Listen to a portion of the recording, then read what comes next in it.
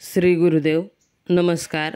आज आपण जुन्या बांगडीचा वापर करून खूप सुंदर असा गोट तयार करणार आहोत। त्यासाठी आपण हा सिल्क थ्रेड आणि ह्या गोल्डन टिकल्यांची लेस वापरणार आहोत। हे पहा, हे आरसे घेतलेले आहेत आपण। मैत्रिणींनो, तुम्हाला जर माझे व्हिडिओ आवडत असतील तर आपल्या चॅनलला सबस्क्राईब करा व बेल आयकॉन दाबा, म्हणजे माझे येणारे पुढील व्हिडिओ तुमच्यापर्यंत पोहोचतील। आपण हा फेविकॉल वापरणार आहोत। हा फेविकॉल ट्रान्सपरंट आहे, तो सुकल्यानंतर अजिबात दिसत नाही। यासाठी आपण एका वहीला किंवा पुठ्ठ्याला या दोऱ्याचे 30 ते 40 वेढे घ्यायचे आहेत। आपल्याला हे धागे बांगडीला व्यवस्थित असे गुंडाळून घ्यायचे आहेत। खूप सुंदर असा आज मी तुम्हाला गोट तयार करून दाखवते। हे पहा, हे आपले धागे गुंडाळून झालेले आहेत। आपण याच्या टोकाला फेविकॉल लावून घ्यायचा, म्हणजे हे धागे ज्यावेळेस आपण बांगडीला गुंडाळतो त्यावेळेस ते पांगत नाहीत, आपल्याला व्यवस्थित असे गुंडाळता येतात, त्याचा गुंता होत नाही। खूप सोप्या पद्धतीने मी तुम्हाला इथे गोट तयार करून दाखवत आहे। मैत्रिणींनो, मी आधीसुद्धा आपल्या चॅनलवरती 20 ते 25 प्रकारचे गोट तयार करून दाखवलेले आहेत। खूप सोप्या व सुंदर अशा डिझाईन तयार केलेले आहेत, तुम्हाला नक्की आवडतील। हे पहा, आपण असे 2 वेळा हे धागे गुंडाळून घ्यायचे, त्यावेळेसच आपल्या बांगडीला ते धागे पुरतात।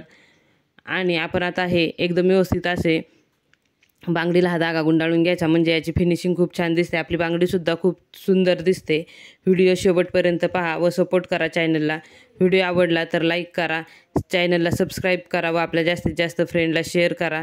हे पहा, या पद्धतीने हा धागा असा व्यवस्थित गुंडाळून घ्यायचा। शेवटला आपण हा धागा फेविकॉल लावून चिटकवून घ्यायचा। याच पद्धतीने आपण दुसराही धागा याला व्यवस्थित असा गुंडाळून घ्यायचा आहे। हे पहा, फेविकॉल लावून घ्यायचा। फेविकॉल आपण जास्तच वापरायचा, हा ट्रान्सपरंट असल्यामुळे दिसत नाही सुकल्यानंतरनं, त्यामुळे आपण फेविकॉलचा वापर हा जास्त करायचा, म्हणजे आपला धागा हा व्यवस्थित चिटकून राहतो। मैत्रिणींनो, आपल्या चॅनलला आत्तापर्यंत ज्या माझ्या मित्रमैत्रिणींनी सबस्क्राईब केले त्या सर्व माझ्या मित्रमैत्रिणींचे मनापासून खूप खूप धन्यवाद। असाच सपोर्ट करत राहा, व्हिडिओ पाहत राहा व जास्तीत जास्त फ्रेंडला शेअर करा। हे बघा, हे आपण इथे फेविकॉल लावून हा धागा चिटकवून घ्यायचा आहे। ह्या आपण व्यवस्थित असे बांगडीला धागा गुंडाळून घेतलेला आहे। आपण आता याला खूप सुंदर अशी डिझाईन करणार आहोत। आरसा व गोल्डन टिकल्यांची ती लेस आहे, तिचा वापर करून आपण खूप सुंदर अशी डिझाईन करूया। हे पहा, आपण इथे आरसा चिटकवून घेत आहोत।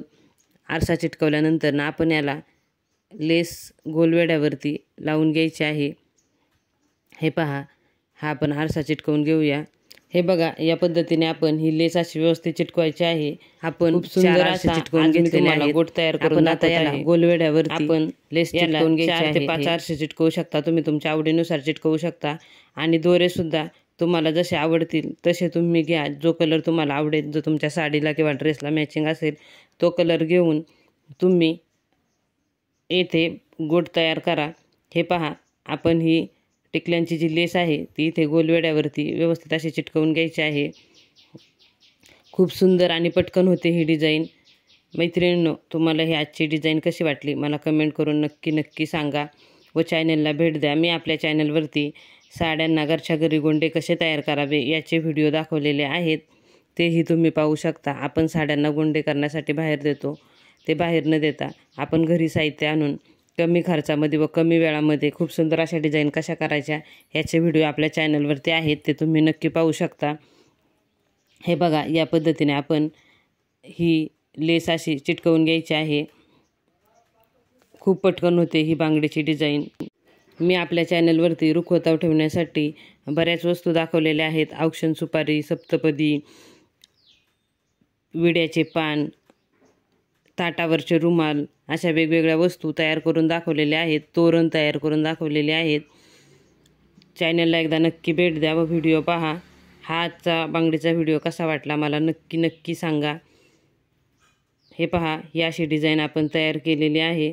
खूप सुंदर असा हा गोट तयार झालेला आहे। व्हिडिओ पूर्ण पाहिलात यासाठी खूप खूप धन्यवाद।